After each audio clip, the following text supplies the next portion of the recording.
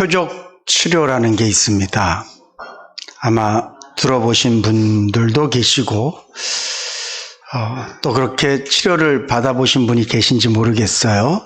쉽게 설명을 하면 약물을 투여해서 이 약물이 우리 몸 안에 들어가서 나를 아프게 하는 암이라든가 그런 병균만 찾아서 그것을 다 막기도 하고 죽이기도 하는, 그래서 우리 몸속에 넣으면 우리를 아프게 하는 것들만 쫓아가서 치료하는, 주로 항암 치료에 많이 쓰이는 그 치료를 표적 치료라고 합니다. 사실 하나님의 말씀은 우리의 영혼의 표적 치료제 같은 것이죠. 우리가 얼마나 많은 모순과 제약된 것들과 더러운 것들을 우리 마음속에 담고 살아갑니까? 근데 하나님의 말씀이 우리의 심령에 와 닿으면 이 하나님의 말씀이 각자 마음속에서 때로는 고쳐야 될 것들, 회개해야 될 것들, 또는 나는 인간적으로 생각했을 때 이게 죄가 아니라고 생각했었는데 하나님의 말씀이 내 마음에 딱 와 닿았을 때, 와, 이게 엄청난 죄구나, 이런 것을 깨닫게 하는, 말씀을 듣는 사람에 따라서 그 말씀이 각자에게 정말 중요한 역할을 감당해내는 그런 표적 치료제가 될 수 있는 거죠. 예수님께서 이 땅에서 설교하실 때 모든 사람들에게 공통적으로 각자 알아서 듣고 알아서 믿고 할 수 있는 말씀들을 하셨어요. 예를 들면 산상수훈 같은 것이죠. 누구에게 특별히 정해놓고 하신 말씀이 아니라 마음이 청결한 자는 복이 있나니 저희가 하나님을 볼 것이요, 누구나. 그런데 때로는 표적적으로 어떤 사람을 특정해서 말씀하기로 하셨어요. 특별히 서기관과 바리새인들을 향하여서 독사의 자식들아, 회칠한 무덤들아, 이렇게 말씀하기도 하셨거든요. 어떤 사람들은 주님의 말씀을 듣고 마치 표적 치료하는 것처럼 하나님의 말씀이 그 마음에 딱 닿았을 때 회개하고, 내가 어떻게 하면 하나님의 온전한 백성이 되겠습니까? 어떻게 하면 내가 주님을 따르겠습니까? 이렇게 고백하고 주님을 따랐던 사람이 있어요. 가장 대표적인 인물은 삭개오 같은 사람이죠. 평생을 돈만 쫓아가면서 그의 고백을 보면 남의 것을 토색도 하고 남의 것을 사기도 치고, 그래서 세금을 걷어서 돈을 이만큼 쌓았는데 예수님을 딱 본 순간, 성경에는 주님이 어떤 말씀을 들었다 이런 내용은 나오지 않지만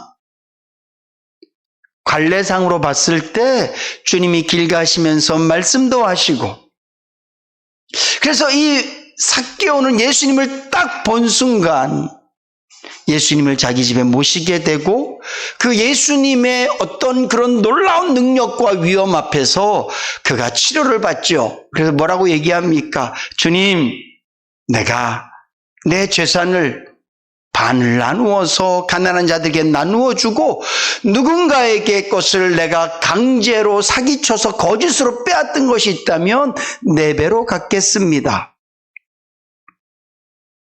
그런가 하면 대부분의 바리새인과 사두개인들은 예수님의 말씀 앞에서 하나도 치료되지 않습니다. 뿐만 아니라 주님의 직접적인 말씀을 듣고도 치료되지 않아서 오히려 근심하고 예수님을 떠난 부자 청년도 있습니다. 그가 와서 주님께 묻지 않습니까? 주님, 내가 어떻게 하면 영생을 얻겠습니까? 주님 말씀하세요. 계명 다 지켜라. 제가요, 어릴 적부터 다 지켰어요. 근데 주님이 되게 기뻐하세요. 와, 이런 젊은이도 있구나. 그러면서 그 청년에게 살 수 있는 하나님의 말씀을 전하시죠. 너에게 있는 모든 것들을 가난한 자들에게 나누어 주고 나를 따르라. 이게 주님이 그에게 주신 표적 같은 말씀이거든요. 주님이 그에게 주신 꼭 필요한 말씀이었거든요. 부자 청년에게 율법은 이미 다 그가 이루었고 어릴 적부터 경건하게 살았고 어릴 적부터 기도하고 살았는지 모르겠어요. 근데 주님이 너에게 한 가지 부족한 것이 있다. 이것만 네가 충당되면 좋겠다. 그러면서 그 부자 청년을 위해서 특별히 말씀해 주세요. 네 거 다 내려놓고 가난한 자들에게 주고 나를 쫓아. 그럴 때 그 청년은 마음이 근심하고 시험 들어서 예수님을 떠났다라고 표현하고 있습니다. 어쩌면 저는 주일날마다 그런 설교를 하고 있는 것 같습니다. 저에게도 여러분들에게도. 제가 전하는 말씀은 좋든 나쁘든 제 얘기는 아닙니다. 하나님의 말씀입니다. 하나님께서 저와 여러분들에게 꼭 필요한 말씀으로 부족한 종을 통하여서 말씀하게 하시는 줄로 믿습니다. 이 말씀이 내 귓가에서 맴도는 말씀이 아니라 여러분들의 마음밭에 떨어지는 말씀이 돼야 될 것입니다. 그런데 어떤 이들은 이 말씀을 듣고 바리새인처럼 서기관들처럼 제사장들처럼 부자 청년처럼 이 말씀에 하나도 영향받지 않고 때로는 오히려 마음에 근심하고 시험 들고 하나님의 말씀으로부터 더 멀어지기도 하고 오히려 믿음을 잃기도 하고 오히려 교회를 떠나기도 합니다. 그런가 하면 어떤 이들은 마치 삭개오처럼 마치 베드로가 복음을 전할 때 예루살렘에 수없이 많은 사람들이 가슴을 찌며 우리가 어떻게 해야 되겠습니까? 전해진 하나님의 말씀이 그들의 심령 가운데서 살아 역사해서 그들의 죄를 발견케 하고 하나님의 은혜를 깨닫게 하고 회개하게 하고 어떻게 하면 말씀대로 살 것인가를 고민하게 하도록 만드는 그런 말씀이 되기도 합니다. 여러분들은 어떤 경우이십니까? 여러분, 하나님의 말씀을 살아있는 하나님의 말씀으로 받으실 수 있기를 주님의 이름으로 축복합니다. 이 예배 시간을 통해서 왜 설교 시간이 있을까요? 우리가 찬양을 통해서 하나님께 영광 돌리고 성가대를 통해서 하나님께 영광 돌리고 기도를 통해서 영광 돌리고 말씀은 왜 있는 걸까요? 하나님의 말씀이 어떤 이에게는 약이 되기도 하고 어떤 이에게는 회초리가 되기도 하고 어떤 이에게는 따뜻한 위로의 말씀이 되기도 하고 어떤 이에게는 우리의 심령을 배부르게 하는 정말 양식 같은 말씀을 하나님께서 우리에게 주신 줄로 믿습니다. 사랑하는 성도 여러분, 예배의 모든 시간들이 귀합니다. 찬양도 귀하고 기도도 귀하고 또한 이 말씀 시간도 똑같이 귀한 거예요.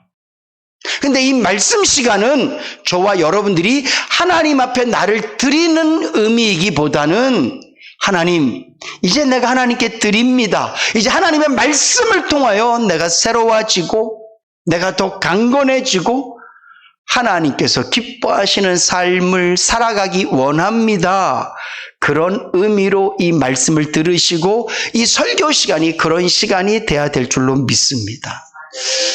앞으로 모든 예배에서 누가 설교를 하든지 간에 하나님의 말씀이 저와 여러분들 심령 가운데 약이 되고 양식이 되고 회초리가 될 수 있도록 마음문을 활짝 여시고요. 하나님 말씀 앞에 아멘 하시고 이거는 나에게는 좀 그런데 그러면서 근심하고 떠나지 마시고 이거는 못합니다. 그러면서 대들고 떠나지 마시고 주님, 나는 부족해서 감당할 수 없지만 감당할 힘을 주시옵소서. 주님의 말씀은 옳습니다. 주의 말씀의 모든 게 아멘입니다. 이렇게 고백하고 말씀에 겸손하셔서 마치 아이들이 학교에 가면 교과서나 선생님의 가르침에 의해서 지식이 늘어나는 것처럼 우리 모든 성도들은 하나님의 말씀을 통하여 성장하고 성숙되어져야 될 줄로 믿습니다. 특별히 오늘 설교도 여러분들에게 그런 말씀이셨으면 좋겠습니다. 오늘 이 아가서 말씀은 우리가 잘 알다시피 솔로몬이 사랑하는 술람미 여인에게 마치 연애 편지처럼 쓴 글이에요. 근데 이 연애 편지 같은 이것이 왜 성경으로 채택됐냐 하면 왕이 한 시골에 도저히 왕비가 될 수 없는, 왕의 사랑을 받을 수 없는 여인을 향한 마음이 기록되어 있는 것처럼 만왕의 왕이신 하나님께서 죄인 중에 죄인인 저와 여러분들을 사랑하시기 때문에 솔로몬 왕의 마음이 하나님의 마음이고 솔로몬 왕의 사랑을 받은 술람미 여인의 마음이 이 땅에 예수 믿는 저와 여러분들의 마음이기 때문에 그렇게 비유가 되어져서 이 아가서가 하나님의 말씀으로 채택되어진 것입니다. 오늘 이 말씀에 보면 사랑하는 자여, 우리의 사랑을 방해하는 작은 여우를 잡아라 이렇게 말씀하고 있습니다. 포도원에 꽃이 피었다라는 얘기는 당신과 나 사이에 이제는 서먹서먹하고 이제는 서로 막 내가 왕을 어떻게 사랑할 수 있지? 어떤 그런 마음의 의심과 염려 이런 것들은 다 사라지고 솔로몬은 자기가 왕임에도 불구하고 한 여인을 사랑함에 있어서 왕처럼이 아니라 그냥 한 여인을 사랑하는 남자처럼 이 모든 관계가 사랑의 관계로 바뀌어졌음을 솔로몬이 암시하고 있는, 포도원에 꽃이 폈다라는 말은 이제 당신과 나는 왕과 신하, 왕과 백성의 관계가 아닙니다. 감히 쳐다도 볼 수 없는 왕이 아니고 이제는 당신과 나는 사랑하는 사이입니다. 사랑에 무슨 왕이 있습니까? 사랑이 무슨 신효가 있고 이런 거 없어요. 사랑하면 국경도 나이도 문화도 다 없어지는 게 사랑이잖아요. 오늘 솔로몬이 당신과 나의 이 포도밭에, 당신과 나의 이 관계에 꽃이 피었습니다. 이 말은 이제 당신과 나는 서로 정말 사랑하는 사이가 되었습니다. 근데 중요한 건 솔로몬과 술람미 여인의 사랑이 무르익어 가고 있는데 이 사랑을 방해하는 작은 여우가 있다는 거예요. 저는 우리 인해교회 성도님들이 날마다 주님과 사랑이 깊어지고 있는 줄로 믿습니다. 그러십니까? 하나님이 나의 아버지로, 주님이 나의 신랑으로, 그래서 점점 그분과의 관계가 깊어져야 돼요. 아, 이게 하나님의 사랑이구나. 이게 하나님의 은혜구나. 마치 사랑하는 사람이 멀리 떨어져 있어도 떨어져 있는 거리만큼 멀어지는 게 아니라 그리움이 더 커지고, 비록 볼 수 없을지 모르지만 늘 마음속에 그 모습을 떠올리고 그의 했던 말을 생각하면서 미소 짓고 그가 웃어줬던 것들을 생각하면서 마음이 따뜻해지고 그와 함께 걸었던 그 길들을 생각하면서 외로움을 떨쳐내는, 그게 사랑이잖아요. 여러분, 예수를 믿는다는 것은 그런 겁니다. 하나님은 나의 왕이세요. 내가 어떻게 그분에게 범접할 수 있고, 그냥 명령만 하시옵소서. 가 아니라 하나님께서는 저와 여러분들에게 성령님을 통하여서 아들의 영을 주신 줄로 믿으시기 바랍니다. 그래서 하나님을 아버지라 부르는 거예요. 이게 아람 말인데요. 아빠 이런 뜻이에요. 아빠. 오늘 하나님을 아빠라 부를 수 있는 거예요. 예수님께서 저와 여러분들의 형제가 되어주기 위해서, 네. 성경 말씀 표현 그대로 하면 예수님을 맏아들로 두시고 그 다음에 예수 믿는 모든 사람들이 하나님의 자녀가 되게 하셨다. 물론 이것도 비유적인 얘기지만 그만큼 저와 여러분들을 하나님과 가까이 두셨다는 거예요. 그러면 하나님께서 우리에게 이제 아버지라고 불러? 아빠라고 불러? 예수님께서 나 너의 신랑이야? 참 고백하기 참 불편하고 껄끄럽지만 형이라고 불러?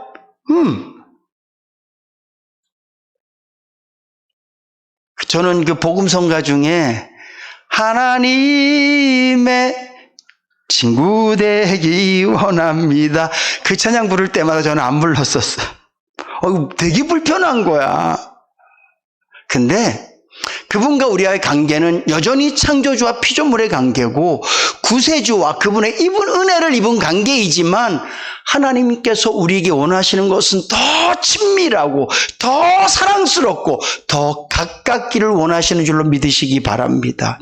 세상의 어떤 사람과의 관계보다 하나님과 나와의 관계.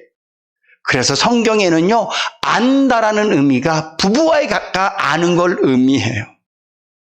결혼하기 전에 알고 있는 게 아니라 결혼하고 난 다음에 마음도 몸도 다 발가벗은 것으로 볼 수 있는 것이 아는 거란 말이죠. 하나님은 저와 여러분들이 하나님을 그렇게 알기 원하고 하나님께 더 가까워지기를 원하세요.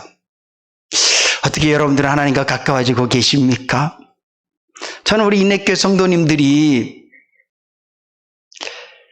인생이 나이를 먹어가면서 육신은 새하여지고 주름살은 늘고 때로는 이 어려운 환경 속에서 물질은 부족하고 건강도 연약해지고 모든 것들이 뜻대로 안 되는 듯해 보이지만 하나님과의 관계는 날마다 더 깊어져 가실 수 있기를 주님의 이름으로 축복합니다.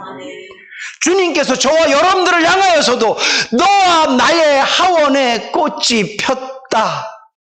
사랑의 꽃이 펴서 네 마음속에 예수 향기가 나고 나는 정말 너랑 연애하는 거 너무 즐겁다. 우리의 고백도 난 하나님 때문에 행복합니다. 난 하나님의 사랑 때문에 즐겁습니다. 때로는 세상 사랑은 잘 못 받아도 하나님께서 나를 사랑하신다는 그것 때문에 내가 참 감격하고 벅찹니다. 이런 고백이 넘쳐나실 수 있기를 주님으로 축복합니다. 제가 이렇게 부족하지만 우리 성도님들을 뵀을 때 그러신 것 같아요. 주님과 조금 더 가까워지시고 조금 더 깊어지신 것 같아요. 하나님을 사랑하는 마음이 조금 더 커진 것 같고 그 주님을 누리는 것들이 보여요. 와, 저 상황에서 견뎌내는구나. 우리가 견뎌내는 게 뭐예요? 악입니까? 깡입니까? 아니잖아요. 그분의 사랑이잖아요. 우리가 이 세상을 그래도 살아내잖아요. 세상 사람들처럼 잘 되겠지가 아니잖아요. 세상 사람들처럼 어떻게든 버텨야지가 아니잖아요. 우리를 살게 하는 힘은 하나님의 사랑이잖아요.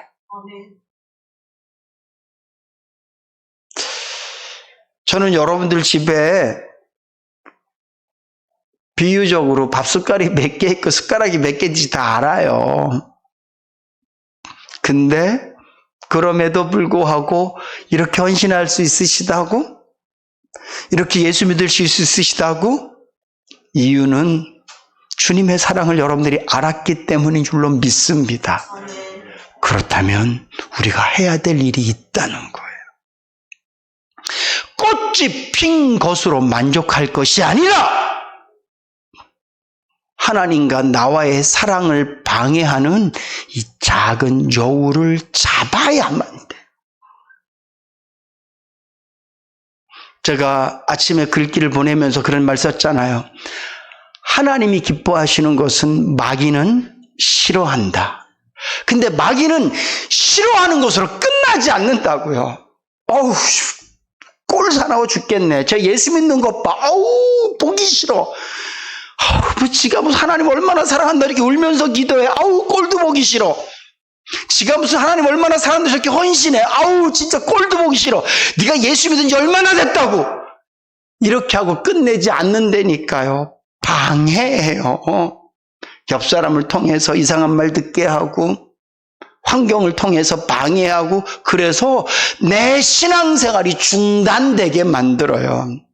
교회도 가고 싫게 만들고 성도도 만나고 싶지도 않게 만들고 에이 뭐 다 똑같아. 내 마음을 좌절시킨다고요. 마귀는 절대 싫어하는 것으로 끝내지 않아요. 반드시 움직인단 말이에요. 그게 작은 여우예요. 그래서 하나님은 저와 여러분들에게 이 작은 여우를 잡으라고 말씀하는 거예요. 솔로몬 왕이 술람미 여인에게 너와 나의 사랑을 방해하는 이것을 잡으라고 말씀하는 거예요. 얘를 계속 두면 꽃을 꺾어낼 거야. 꽃이 꺾이면 열매가 맺어지지 않아요. 저와 여러분들이 이 사단을 잡아내지 않으면, 하나님과 나 사이를 방해하는 것을 잡아내지 않으면 결국은 열매를 맺을 수 없어요. 우리의 삶에서 예수의 향기가 날 수 없는 거예요. 주님은 이것을 마태복음 13장 말씀에 밭의 비유로 말씀하시는 거죠. 결국은 돌짝이 뭐예요? 작은 여우예요. 결국은 가시가 뭐예요? 작은 여우예요. 작은 여우를 잡아내야 하는 것처럼 우리 안에 있는 하나님의 말씀이 내게서 꽃피고 열매 맺지 못하게 만드는 돌들을 꺼내야 되고 가시덤불을 걷어내야 되는 줄로 믿으시기 바랍니다. 오늘 이 말씀 가운데 저는 굉장히 기쁘고 행복했던 것이 뭐냐 하면, 예수님께서, 솔로몬 왕이 술람미 여인에게 왕으로서 백성에게 명령하듯이, 야, 열매 맺으려면 그 여우 치워야지, 그거 치워. 그 당시에 여우들이 포도밭을 망가뜨리는 일이 얼마나 많았는지 몰라요. 그 상황들을 연상시키면서 그 치워, 이렇게 말씀하시는 게 아니라, 너와 나는 사랑하는 사이인데 일 때문이 아니라 관계 때문이에요. 여러분들이 인해교회에서 훌륭한 일꾼이 되게 하기 위해서가 아니라 주님과 더 깊은 사랑을 나누기 위해서. 아멘. 아멘. 목사가 제 안에 여우들이 득실득실 거리거든요. 제가 오늘 이 말씀을 묵상하면서 저는 저의 게으름을 받습니다. 저는 이 말씀을 묵상하면서 제 안에 여러 마리의 작은 여우를 봤어요. 근데 하나님께서 저에게 신용아, 네 안에 있는 여우를 잡아라 이렇게 말씀하실 때, 이거 잡아야 네가 훌륭한 목사 되는 거야, 이거 잡아야 네가 멋진 목회를 할 수 있는 거야, 이렇게 말씀하시는 게 아니라, 나는 너랑 연애하고 싶은데, 나는 너랑 더 깊은 사랑을 나누고 싶은데 그게 그 사랑을 방해하고 있네? 그거 좀 잡아라. 근데 되게 감동스럽더라고요. 오늘 이 시간 주님이 여러분들에게 말씀하고 계실 거예요. 여러분들 심령에 이 말씀이 그대로 표적지 되어져서 여러분들의 심령을 치료하실 수 있기를 주님으로 축복합니다. 시험 들지 마시고요. 내 안에는 어떤 여우가 있나? 교만입니까? 사람들 보면 막 무시가 돼요? 나랑 다른 사람들은 받아들일 수 없어요? 그거 여우예요. 작은 일에 막 화가 납니까? 신경질이 막 나요? 그것도 여우예요. 음란한 것도 여우고요. 하나님의 말씀을 읽지 못하게 하고 찬양 못하게 하고 내 시간을 내 마음대로 나만을 위해 쓰게 하는 것도 전부 다 여우예요. 이 여우 잡아내지 않으면 하나님과의 깊은 사랑을 나눌 수 없습니다.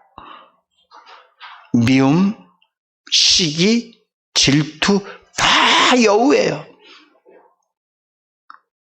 주님은 나는 네가 더 좋은 성도가 되기를 바래. 나는 네가 나의 좋은 일꾼이 되기를 원해. 그러니까 그거 다 집어치워.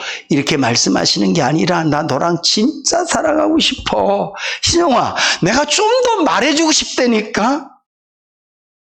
여러분, 우리가 알지 못하는 믿음의 비밀들이 넘쳐나는 줄로 믿으시기 바랍니다.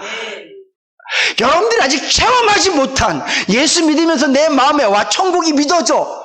그거 말고도 하나님께서 우리를 위해 준비하신 보물들이 얼마나 많은지 몰라요. 돈? 그런 거 아니고 예수를 믿으면서 내 마음속에 이게 하나님의 은혜구나. 하나님은 이런 분이시구나. 놀랍다. 저는 진짜 말을 좀 잘했으면 좋겠어요. 다른 말로 하면 표현을 좀 잘했으면 좋겠어. 제가 할 수 있는 표현은 그냥 놀랍다. 이게 전부야. 그리고 최고가 뭐라고요? 와, 죽을 것 같아. 이거거든요. 좀 다른 거 좀 가르쳐 주세요. 여러분, 하나님과 사랑을 나누면 진짜 세상 말로는 표현할 수 없는 표현들이 막 답답해. 이거보다 좀 더 좋은 말 없나? 이거보다 좀 막 기가 막힌 말 없나? 막 이런 거 있잖아요. 그렇게 된다니까요. 진짜 저도 더 사모해요. 저도 더 사모한다고요. 하나님께서 우리에게 창고문을 열어주시고 들어오게 하셨어요. 우리 다 들어가 있는 거야. 그 안에 하나님 우리를 위해서 준비하신 엄청난 보물들이 쫙 준비되어 있는데 우리는 전부 다 문 앞에서 냄새만 맡고 문 앞에서 보고만 있는단 말이죠. 주님은 우리가 직접 경험하기를 원하시는 줄로 믿으시기 바랍니다. 더 깊숙이, 더 놀랍고 큰 것들을, 이것은 부피나 물질적인 개념이 아니라 정말 신령한 은혜들이에요. 하나님이 나와 함께 계시다는 것을 그냥 주님이 나에게 끊임없이 말씀하신다는 것을, 주님이 나를 다 알고 계신다는 것을 그냥 계속 체험하며 누리며 사는 그런 놀라운 은혜가 있다니까요. 운전할 때 신호등이 탁 파란불, 빨간불, 노란불. 파란불이라 그러면 안 돼요. 초록불. 네. 저 그랬다가 민혁이한테 혼났어요. 파란불이 어디 있어? 초록불이지. 하나님이 우리에게 그렇게 신호등처럼 역사하신다니까요. 저는 목사니까 성도들하고 대화할 때가 되게 많잖아요. 이번 주도 여러분들하고 전화로 상담하고 이렇게 하는데 그때마다 하나님께서 저는 계속 누구랑 통화할 때, 농담할 때 말고 성도님이 목사님 그리고 전화를 통화를 하면 저는 계속 기도하면서 전화를 받아요. 기도하는 마음으로. 그러면 주님이 저에게 계속 깨닫게 하시는 것들이 있어요. 그걸 나누는 거예요. 그러면 그분들이 하나님 진짜 목사님 위로받았습니다.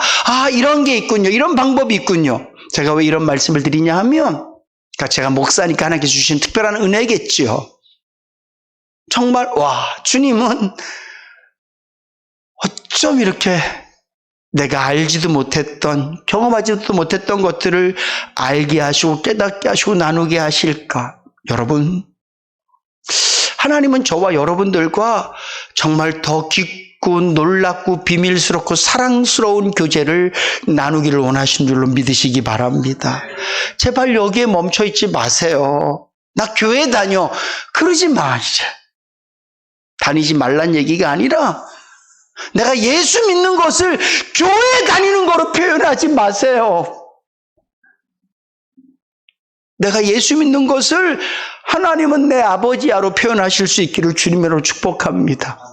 내가 예수 믿는 것을 예수 그리스도는 나의 신랑이야 이렇게 표현하실 수 있기를 주님으로 축복합니다.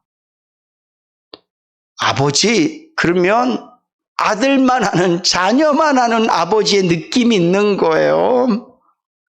여기 연세 높으신 분들은 이미 육신의 아버지는 다 돌아가셨을 거예요. 그렇지만 따뜻했던 아버지, 잊을 수 없는 아버지와의 그 한 장면들이 있을 거예요. 그건 아무도 몰라요. 자기만 알아요. 똑같아요. 하나님은 저와 여러분들에게 그런 사랑을 나누기를 원하신다는 거죠. 신랑 대신 예수는 더 말할 것도 없지요. 네? 저와 제 아내가 아무도 모르는 그런 비밀들, 추억들 있는 거잖아요.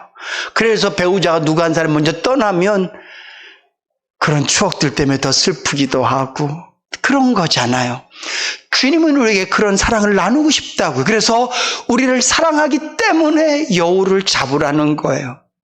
여러분, 여우 못 잡으면 절대 주님과 깊은 사랑 나누기 어렵습니다. 남 무시하면서 하나님의 사랑을 누리겠다고요? 하나님 그러신 분 아니에요, 여러분. 남을 미워하는 마음이 있으면서 그분의 사랑을 누리겠다고요? 그건 잠깐 감정일 수는 있어요. 근데 삶 속에서 그분의 사랑을 진하게 느낄 수는 없어요. 세상을 엄청 사랑하면서 주님보다 세상이 훨씬 좋으면서 예수 사랑을 누려보겠다고요? 안 된다니까요. 기도 안 하고 말씀 안 보고 찬양 없이 내가 하나님 사랑을 누려보겠다고요? 그것은요 마치 그림의 떡을 보면서 배부르기를 원하는 것과 똑같아요. 예수를 믿는 것은 공짜로 선물로 받았을지 모르지만 하나님과 사랑의 관계는 우리 모두가 다 아버지라 부르지만 느낌이 다 다르잖아요. 그것처럼 우리 인해교회 모든 성도님들이 아버지라 부르고 내 신랑이라고 부를 때 더 깊고 남들이 알지 못하는 비밀들을 더 많이 가지면서 예수 믿으실 수 있기를 주님으로 축복합니다. 그러기 위해서 여우 잡아야 돼요. 한 가지만 더 말씀드리면 그래도 감사한 것은 작은 여우래요. 이 말은 네가 할 수 있다예요. 너와 나의 사랑을 위해서 사자를 잡아라. 안 할래요. 너와 나의 사랑을 위해서 코끼리를 잡아라. 정글에서 제일 무서운 동물이 코끼리거든. 사실은 밀림의 왕은 코끼리예요. 코끼리를 잡아라. 주님은 우리에게 말씀하세요. 우리의 사랑을 위해서 작은 여우를 잡아라. 작은 여우는요 다 내 안에 있어요. 감정들이거든요. 내 생각들이고 내가 다 컨트롤할 수 있는 것들이에요. 내가 어떻게 할 수 있는 거라고요. 사랑하는 성도 여러분, 이왕 예수 믿는 거 자녀답게 누리며 사실 수 있기를 주님으로 축복합니다. 이왕 예수 믿는 거 신부답게 신랑을 누리며 살기를 원합니다. 그러기 위해선 작은 여우를 잡으셔야 돼요. 오늘 이 말씀이 여러분들의 심령 가운데 마치 치료하는 사람들의 몸에 투여된 약처럼 오늘 이 말씀이 여러분들 심령 가운데 투여되어져서 표적 치료하듯이 내 안의 음란과 내 안의 교만과 내 안의 미움과 내 마음의 게으름과 이 모든 것들을 싹 잡아서 지워버리는, 그래서 주님과 더 깊은 사랑 나누며 사실 수 있기를 주님의 이름으로 축복합니다.